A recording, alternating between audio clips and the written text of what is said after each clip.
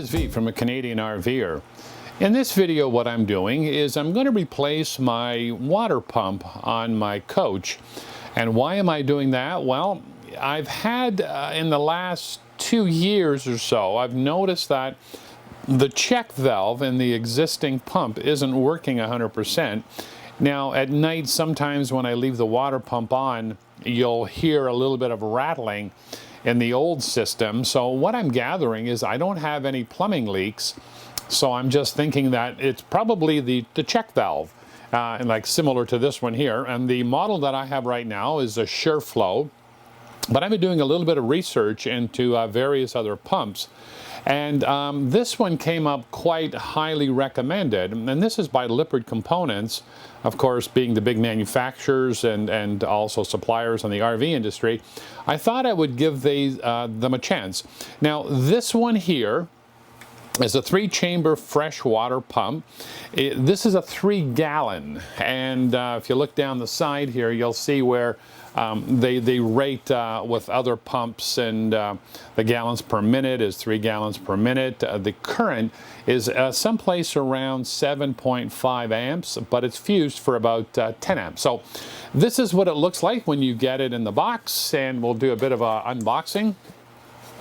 You get some of the instructions that they want you to follow, and it's pretty well straightforward. When I start mine, my pump is very easily accessible, so to do the changeover, it shouldn't be too hard. What else do you have in the box? We have a bag of, I guess, 2 new end fittings, and then we have a strainer filter that they want you to put on the system. But since my coach goes through an all-coach filter system, I can probably put this on if I've got the space when I get there or not. Next thing what you do is, here's the pump. And that's what it looks like right there. We'll move the box away and give you a good look at the pump. Pull all the plastic off. So that's what it looks like right there. It's this one, the fuse rating is 15 amps. The maximum amps it'll draw is 9.5, and it's of course a 12 volt DC unit. Looks very rugged, nice wiring to it. It seems to do, it's got the 3 channels on it. The pressure sensor switch is right there. So I'll take you outside, and we'll start turning off all the water and the pressure on the coach, and see if I can walk you through everything else. Now, what else I've noticed right here is this frame right here seems to be quite movable, and it's on a rubber feet. So really nice little pump. Looking forward to giving this a try and doing the pump change and see if I can get rid of that little rattle that I get at night. So what happens at night, I guess, is when we leave the pump on, the system pressurizes, and then the check valve that's in the existing pump leaks a little bit, and every so often you'll hear it come on. A little annoying at night, so I thought I'd give it a try and try a Lippert system pump.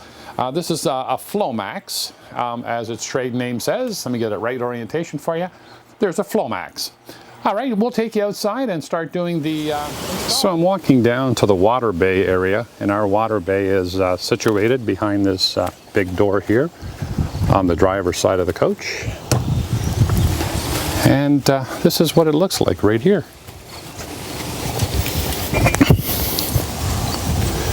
And you can see where the pump is right there. And I also have a winter valve there that actually switches it over to allow me to pull in antifreeze if I want to, but we won't be doing that this year. Right on the outside of the tank, you'll see where all the electric sensors are, and I'll be moving those tie wraps out of the way. But to give you a little closer look, there's the SureFlow, all the wiring. I've already pulled the fuse out right there. And the other thing I'm doing is I'm in the process of also installing a light in the water bay, but that'll be a project for the next time. And what I'll be installing right in there too is a water bladder that equalizes the pressure, and I'll do a video on that when I get it. I unfortunately haven't got it yet. But here we go. We're just going to turn off the water. We're going to disconnect all those tie wraps, and we'll start doing the install. So we're going to start cutting the tie wraps that are holding everything in place here. I'd like to move this cable out of the way right now. So we're going to clean up some of the tie wraps, and we can always come back to put these back on again. We're also going to need to find a 12 volt circuit for the light, but okay, so those are clear and free, give us a little more space. So here's the power side of it, the whole thing, and I've got the fuse out already, so you can see that I pulled it here and the fuse is sitting right there, so there's no power going to here.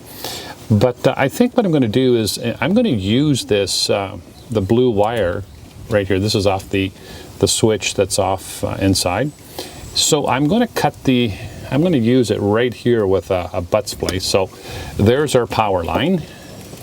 And our neutral, I think I'm just going to leave that connected right in there, and just give me a little bit of slack right about there. So there's my fuse line, my 12 volt positive, and my ground. So they're out of the way. The next thing I can do is I'm going to disconnect the two pipes, and I've already released the pressure outside, so that's the next thing. And let me see my screws here, if I get access to the screws. I think what I might do even easier is I'm going to take all the screws out, and then what I'll do is I'll be able to move the pump out this way a little bit. It'll be a little easier for me to disconnect those two there.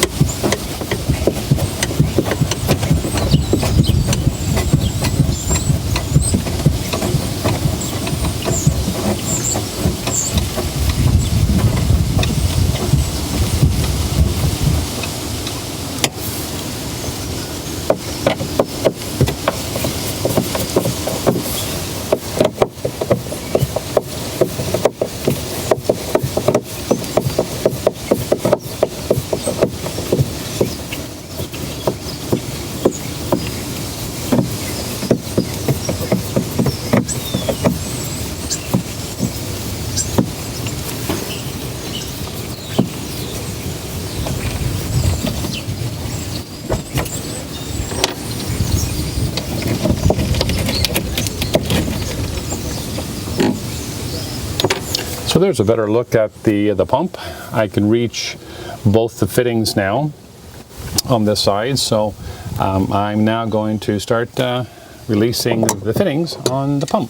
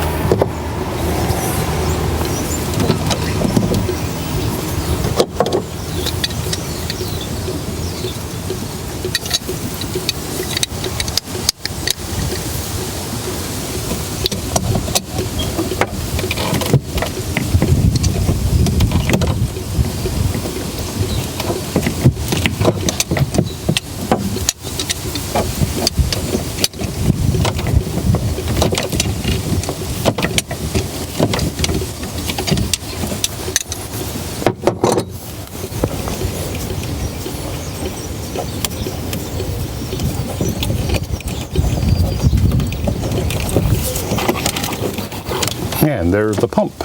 She's out completely. So now I'm starting to put the electrics back. And what I've chosen to do is use a kind of a connector that you can put it together. So it's like a butt splice, but it's detachable. So at least this way in the future, if I have to take the connections apart or anything, and they're quite watertight, it's very dry in this area, so we shouldn't get any corrosion. So what I'm planning to put on is these connections right here, which are detachable.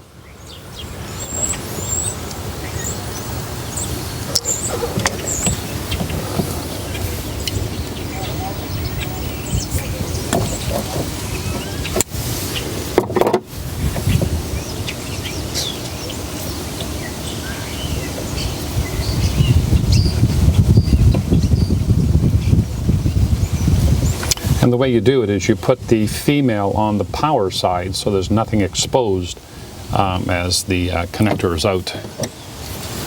So I'm going to crimp that on.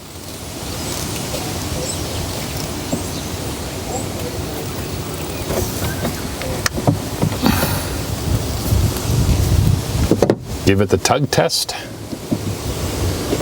That's on solid.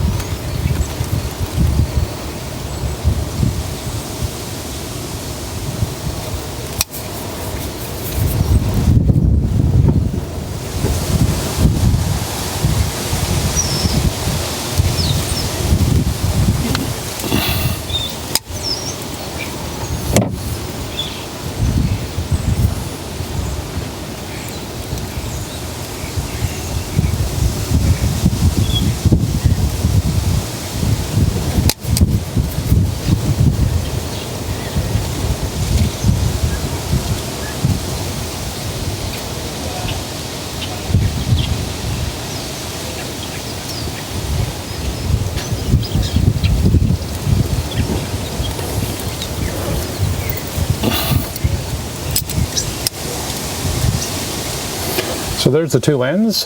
There's the black, there's the red side, nicely crimped, and they'll be going into these connections right here. Of course, the blue, which is the fuse, which is the positive, and my black wire goes to the blue wire here, which will be the negative.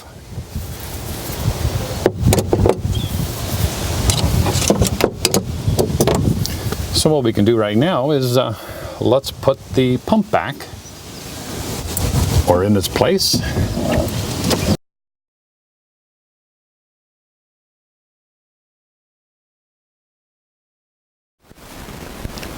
So it's finally here. Well, let me tell you what happened. First of all, when I started this video doing the pump changeover, I didn't have the accumulator tank, and I was waiting for delivery, but I thought I would start just to do the install for the pump side. But I had another issue. It started to rain really, really hard, and I had to give it up. So again, this is the another day, the next day, and the pump arrived. So I was really excited about that. And so what this is a Japsco accumulator tank with an internal bladder. Now, what it's supposed to do is supposed to improve the pump life, reduce noise, eliminate water hammer, improves temperature control, and mounts in any orientation. But let me do an unboxing, and I'll show you what it looks like inside. Not much inside, other than, of course, the tank. and there's no in and out. It doesn't matter because it's just a big bladder inside that builds pressure. Now this one is the bigger version of the Jabsco. They have two sizes. They have one that's 8-inch, and this is about 15 inches overall. And you know, it just mounts on a wall someplace, and it'll actually, when we're boondocking, the water that has in the tank, well, the pump, of course, you have to wait till it pressurizes again. But with the accumulator tank, what it does is it has a liter of water in here, and it once you turn the tap on, you have instantaneous pressure basically until the pump kicks back on and then builds the pressure back in the tank here. Now this is already charged just off it's a lot like a bicycle valve up here. I'll take it off and show you. So really what it is, just a tire valve, bicycle valve, and they already pre-charge it to 10 psi, they say. So you've got to be cautious if you ever dismantle this or open it up. I mean, it's not a lot of pressure. I mean, 10 psi is really not hardly anything to worry about. But I decided to get the bigger one because this now holds 1 liter of water inside the bladder tank. They say you can mount it this way, but I think what I'm going to do is I'm going to mount mine kind of horizontal this way, or sorry, vertical, and see how it works, because I believe the pressure will work better if you know, the water pressure is pushing up and the bladder is pushing down. So what else do you get in the box? You get some instructions, very straightforward, nothing to show you there. There's 2 little clips that you get in the bag here that goes onto the pump face. You get 2 connections, one which is 1/2-inch NPT, I believe they call it, and with an O-ring on this side, very straight. And then the other one is you get another straight or a 90 with a barb for putting it onto a water hose with a clamp.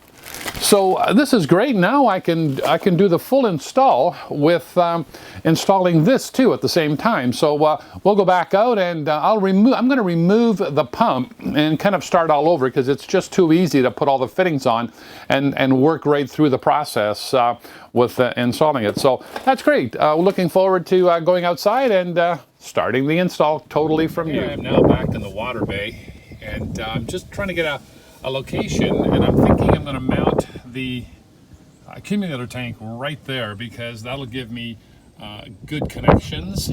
I've got some space right up there to charge the unit if I had to. I can still get to my light switch.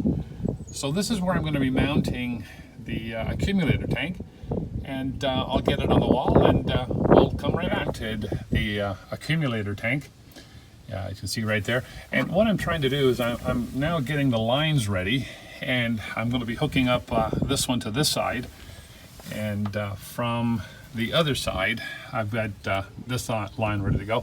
I'm going to hook it into this side. I'm going to snake it all the way around, and the pump is going to go right in there. So I think the next thing I'll do is I'll mount the pump and get that ready. On the fittings, there's my complete coach water system, the inlet right there, and I've just come around and I'm just hooked it up to the bottom of the accumulator tank. The other side, I'm going to be hooking in to the pressure pump side. The pump is sitting right there. I just have to make both of those connections on there and plug in the wiring, and we should be good to go. So I'm just going to keep working on these connections right here, make sure that they're good and tight. And there's no leaks at the bottom. That's really good. We've got our valve closed. There's you can see a bit of water, and I put in the tank.